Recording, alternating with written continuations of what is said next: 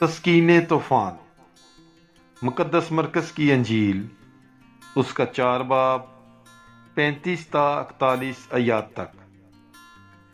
और उसी दिन जब शाम हुई उसने उनसे कहा, आओ पार चलें।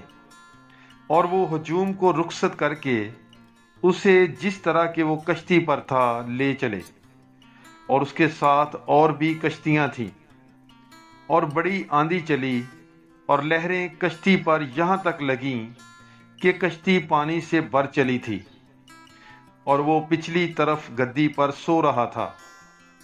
तब उन्होंने इससे जगा कर कहा, ऐ उस्ताद, क्या तुझे फिक्र नहीं कि हम हलाक होने को हैं?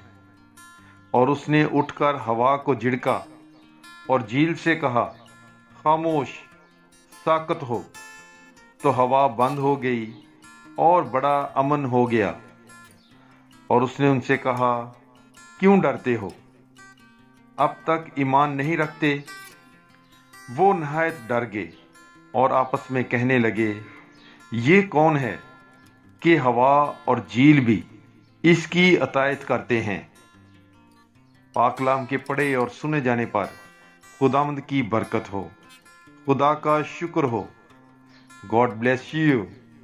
Bible is life.